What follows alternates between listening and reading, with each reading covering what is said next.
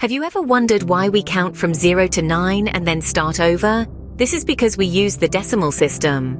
This system, which we use consciously or unconsciously every single day, is basically a base 10 numeral system that employs the digits from 0 through 9. Now, why base 10, you may ask? This is largely because we humans have 10 fingers. And as our ancient ancestors started to count on their fingers, the base 10 system naturally emerged and has stuck around ever since. So what's the big deal about this decimal system?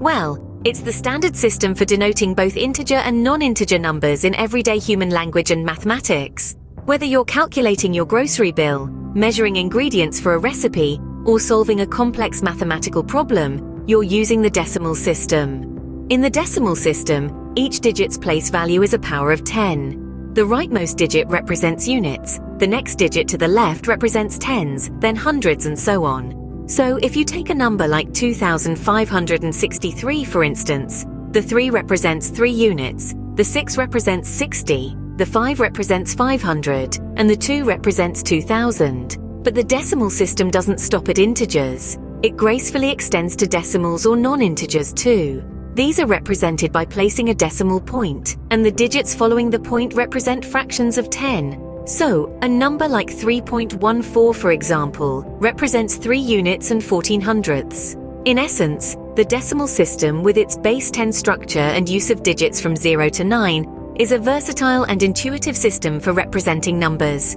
It's deeply ingrained in our daily lives, from the mundane to the mathematical. So, in a nutshell, the decimal system is what we use every day when we count, calculate, or measure.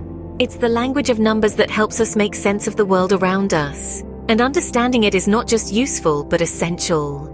Now, let's delve a little deeper into the decimal system. Our decimal system is a base 10 system, which means it uses 10 distinct symbols or digits to represent all numbers. These digits are 0 through 9. The magic of this system, though, lies in how we arrange these digits. You see, in the decimal system, each digit's place value is a power of 10. Starting from the rightmost digit, we have the units place, which is 10 to the power of 0. If you remember your laws of exponents, any number to the power of 0 is 1, which means this digit represents the number itself.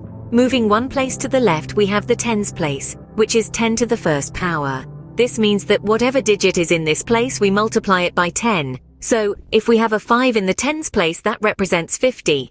Next up is the hundreds place, which is 10 to the second power.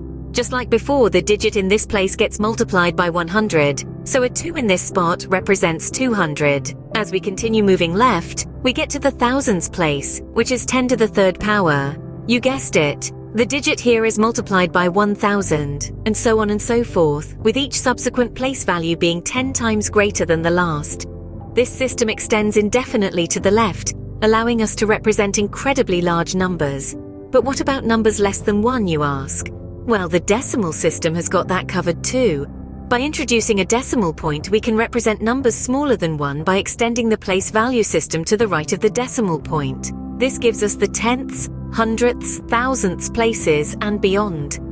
This place value system is what allows us to represent any number using just the digits 0 through 9. It's a simple yet incredibly powerful system that forms the backbone of our numerical understanding and communication. So, how do we represent numbers in the decimal system? Well, let's dive right in. A decimal number is represented using the digits 0 to 9. The place value of each digit is determined by its position from the right. For instance, take the number 4927. It's written as 4927. This number can be expanded as 4 times 10 to the power of 3, plus 9 times 10 to the power of 2, plus 2 times 10 to the power of 1, plus 7 times 10 to the power of 0. In other words, the digit 7 is in the units place, 2 is in the tens place, 9 is in the hundreds place, and 4 is in the thousands place. Each digit's place value is a power of 10, starting from the rightmost digit as 10 to the power of 0, and increasing by 1 power with each step to the left.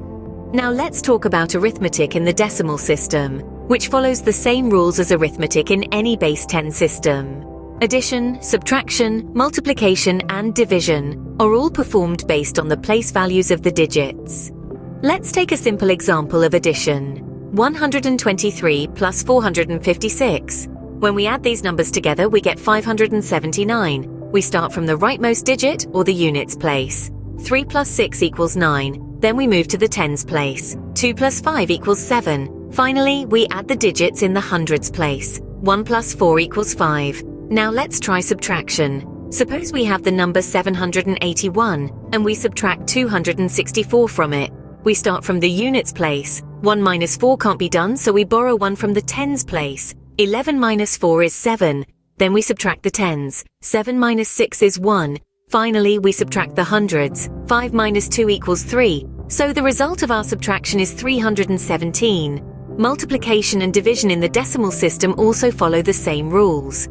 When multiplying, we multiply each digit of the first number by each digit of the second number, keeping track of the place values. When dividing, we divide the larger number by the smaller number, digit by digit, starting from the leftmost digit of the larger number. In all these operations, it's the place value of the digits that governs how the operations are carried out. Understanding this is key to mastering arithmetic in the decimal system. As you can see, the decimal system makes arithmetic easy and straightforward. But what about non-integer numbers? This is where decimal fractions come into play. So far, we've been talking about whole numbers, but decimal fractions allow us to represent numbers that fall between these whole numbers. In the decimal system, we use a decimal point to separate the whole part of a number from the fractional part. For instance, let's take the number 3.14. Here, 3 is the whole part, and 14 is the fractional part, representing 14 hundredths. By using decimal fractions, we can express not just whole numbers, but an infinite range of numbers between them. Now, let's shift gears a bit and talk about the binary system. You see, while we humans usually operate in the decimal or base 10 system, computers and other digital devices operate in binary or base 2. The decimal system uses 10 digits, 0 to 9. Every digit's place value is a power of 10. On the other hand, binary uses only 2 digits, 0 and 1. Every digit's place value is a power of 2. So while a number like 2024 in decimal becomes 780 in binary, that's quite a difference, isn't it? But despite this difference, both systems follow similar rules. In both the decimal and binary systems, place value determines the value of a digit, and arithmetic operations like addition and subtraction work in similar ways. The primary difference is the base of the system. Understanding these numeral systems is not just an academic exercise, it's essential for everyday mathematics and especially crucial in the field of computing. When you're working with computers, you often need to convert between decimal and binary, and understanding how these systems work is key to making those conversions accurately and efficiently. Whether it's everyday math or computing, understanding the decimal system and how it compares with other systems like binary is crucial. So we've covered a lot about the decimal system today. We delved into the decimal digits from 0 to 9 that form the foundation of this base 10 system. We then explored the concept of place value, where the value of a digit changes based on its position in a number, from units to tens, hundreds, thousands, and so on. We also looked at decimal representation and arithmetic, demonstrating how a number can be expanded and how operations such as addition, subtraction, multiplication, and division are performed. We touched upon decimal fractions, showcasing how they represent non-integer numbers, with the decimal point separating the whole part from the fractional part. Lastly, we compared the decimal system with the binary system, highlighting the fundamental differences between a base 10 and a base 2 system. Remember, the decimal system is all around us, in our daily lives, in math, and even in computing. So keep counting and calculating.